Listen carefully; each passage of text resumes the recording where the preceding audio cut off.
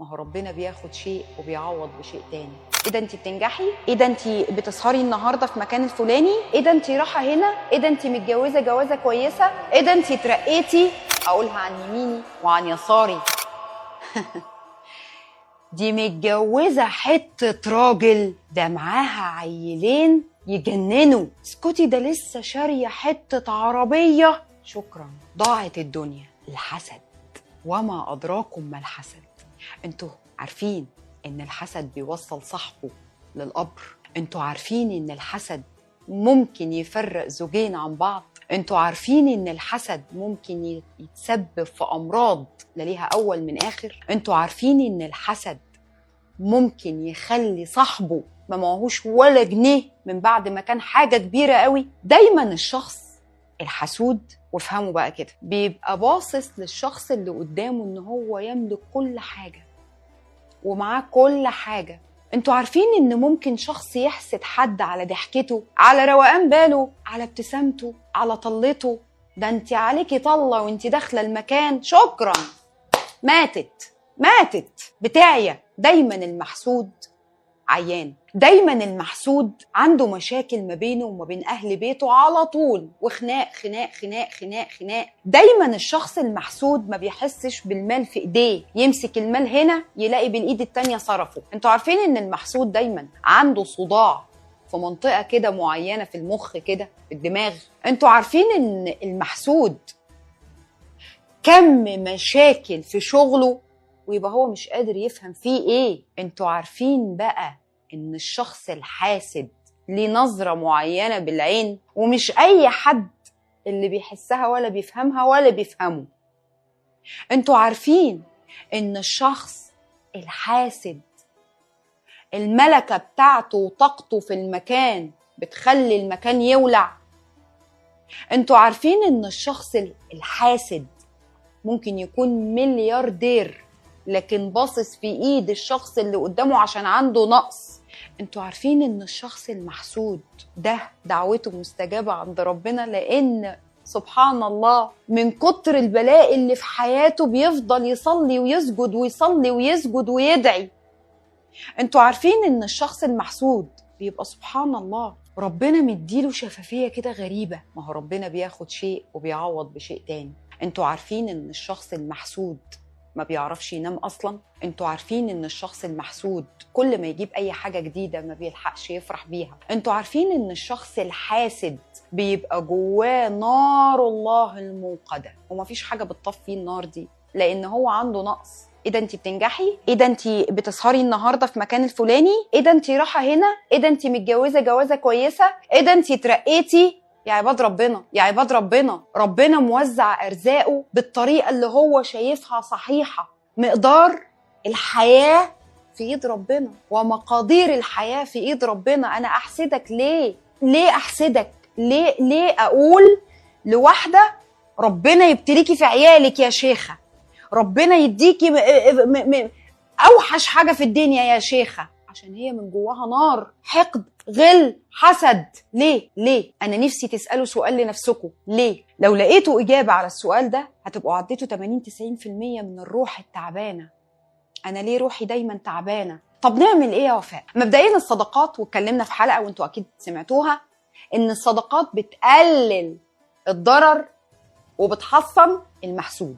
من الحاجات المهمة قوي اللي المحسود لازم يعملها، ما تتكلمش على أمورك، ما تتكلموش على أموركم. مش أي حد اللي يدخل بيوتكم، وأنا كان ليا تصريح واضح وصريح في الموضوع ده وكانت نيتي فيه إن في ناس بتخش البيوت بتبقى سبب خراب البيوت. بعد ما بيمشوا البيت بيقوم حريقة، صاحب البيت بيعيا، صاحبة البيت بتمرض، بتلاقي حاجات في الكهرباء باظت عشان الناس اللي دخلت نواياهم مش كويسة إلا من رحم ربي. عشان الناس اللي دخلت البيت أول ما شافت البيت قالت واو إيه ده هي مدعية الفقر هي وجوزها ولا هي واخواتها وهم على قلبهم قد كده. انتوا لا تعلموا.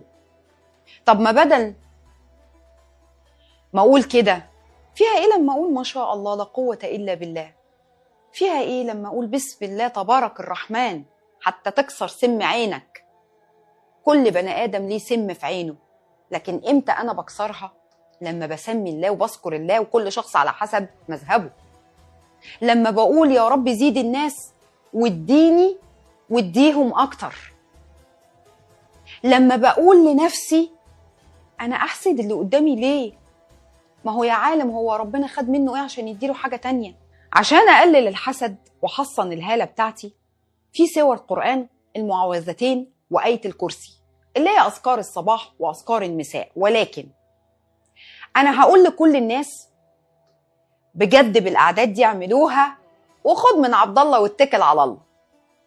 آية الكرسي 21 مرة، وقل أعوذ برب الفلق 21 مرة، وقل أعوذ برب الناس 21 مرة.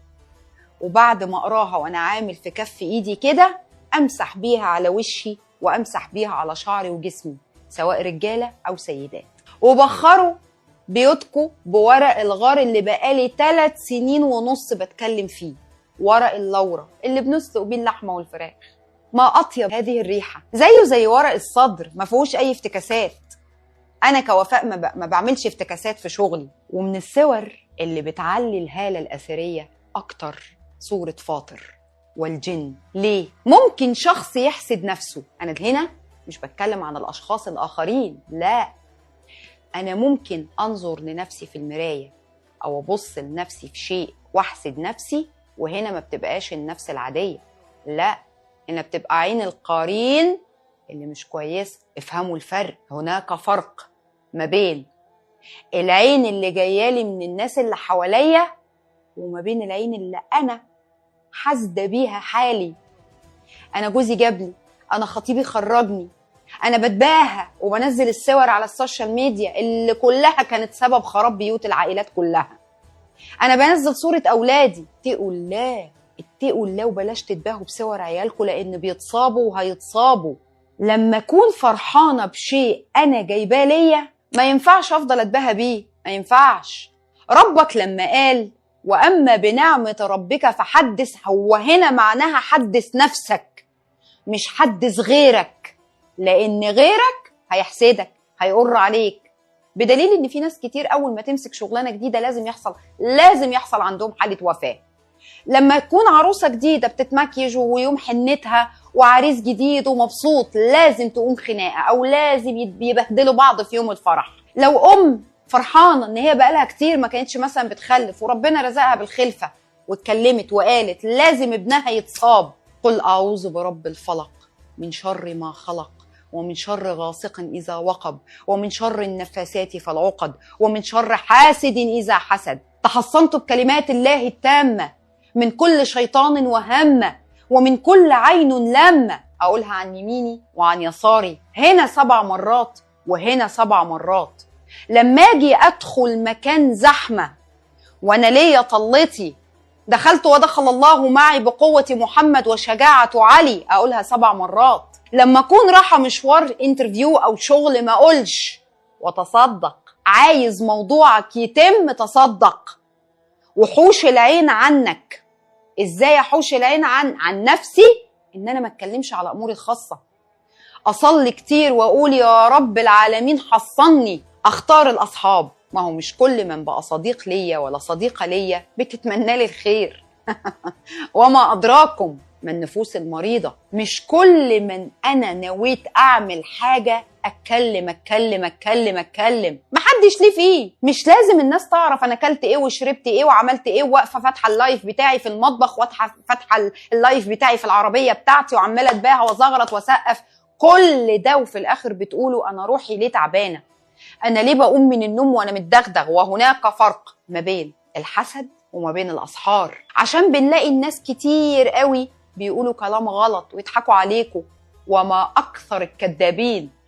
اكثر الكذابين والافاقين. الحسد شعاع طالع من العين، ناتج عن التربيه وناتج عن النفس، ناتج عن نفسك، ناتج عن اللي جواك. انا جوايا خير ولا جوايا شر؟ انا جوايا عايز ايه من الحياة بتاعتي وعايز ايه من الناس. مرجعش اقول اصل ده حاسدني وده حاسدني وانا عمالة لك على افعالي. دي عملت مسلسل ونجحت، اتكسرت ووقعت. ده عمل فيلم ونجح، دي المذيعة دي شاطرة، دي المذيعة التانية واخدة رزقي. ايه يا جماعة، ايه يا جماعة، صلوا على سيدنا النبي. سيدنا النبي هيبقى واقف مستنينا في نهاية الصراط بإذن رب العالمين. انت عايز تقابله، صفي، نظف روحك، امنع طاقة الحسد عن غيرك. انت لا تعلم هو دفع ايه من ضريبة حياته وعمره عشان يوصل للي هو فيه.